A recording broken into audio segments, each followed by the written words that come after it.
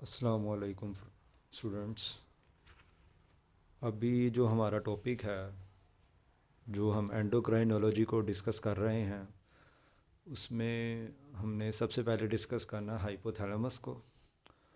अब हाइपोथैलेमस की अगर हम बात करें तो हमें पता है हाइपोथैलेमस फोर ब्रेन का पार्ट है ये, और ये हमारे बहुत से होम्योस्टैटिक फंक्शंस को इसने कंट्रोल करना है।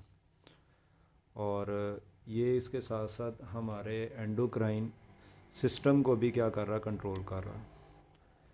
इसके अलावा आपने जो बात याद रखनी है वो ये कि ये बेसिकली ब्रिज है between nervous coordination and chemical coordination.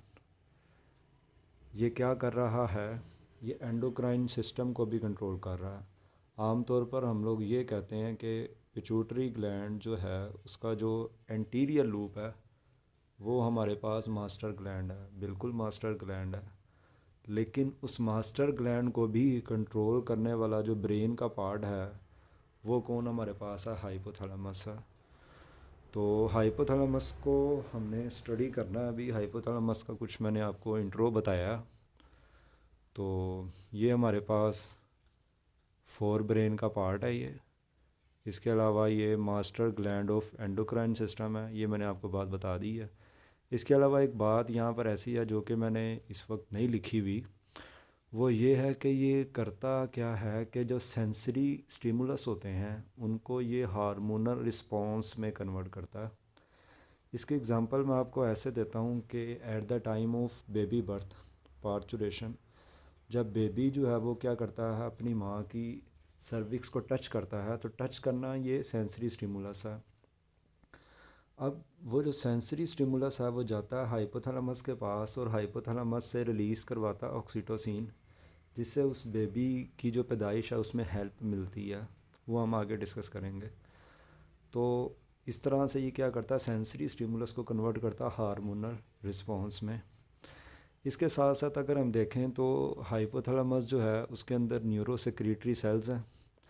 ये न्यूरो सेक्रेटरी सेल्स जो हैं वो दो तरह के, आप कह सकते हैं दो तरह के हैं। एक वो हैं जो कि पोस्टीरियर पिट्यूटरी में मौजूद हैं, और दूसरे जो हैं वो कहाँ पर हैं, वो इंटीरियर पिट्यूटरी में हैं। और वो क्या रिलीज़ करते हैं, वो फैक्टर्स रिलीज़ करते हैं। तो फैक्टर्स के बारे में आपने याद रखना है कि फैक्टर्स जो हैं ये प्रोटीन है, और ये दो तरह के होते हैं, releasing factor and inhibiting factors. उसके अलावा अगर हम पिट्यूटरी में स्टोर होने वाले जो हार्मोन है इसके, यानी कि जो पिट्यूटरी के अंदर इसके न्यूरो सेक्रेटरी सेल्स गए हुए हैं, उनकी अगर हम बात करें तो वो वाले भी दो तरह के हार्मोन रिलीज़ करते हैं।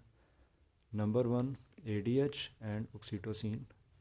इसके बारे में भी आपने याद रखना है, एडीएच एंटी डायूरेटिक हार्मोन जिसको वैसोप्रेसिन भी कहते हैं, और ऑक्सीटोसिन, ये दोनों हार्मोन जो हैं, ये दोनों हार्मोन्स के हमारे पास प्रोटीन इन नेचर हैं ये। अब मैं आपको बताता हूँ इसके न्यूरो सेक्रेटरी सेल्स। ये देखें, ये ग्रीन कलर के मैंने न्यूरो सेक्रेटरी सेल्स आपको दिखा रहा हूँ मैं। एक ये है न्यूरो सेक्रेटरी सेल जो कि एंटीरियर पिट्यूटरी के साथ इसका ताल्लुक़ है। ये देखें, इसका ताल्लुक़ एंटीरियर पिट्यूटरी के साथ है। जबकि दूसरे जो हैं वो कौन है, वो पोस्टीरियर पिट्यूटरी के साथ उनका ताल्लुक़ है। तो ये देखें, जो एंटीरियर पिट्यूटरी में आ रहे हैं वो क्या रिलीज़ कर रहे हैं, फैक्टर्स रिलीज़ कर रहे हैं। और जो पोस्टीरियर पिट्यूटरी में आ रहे हैं वो क्या रिलीज़ कर रहे हैं, ये देखें, एडीएच एंड ऑक्सीटोसिन।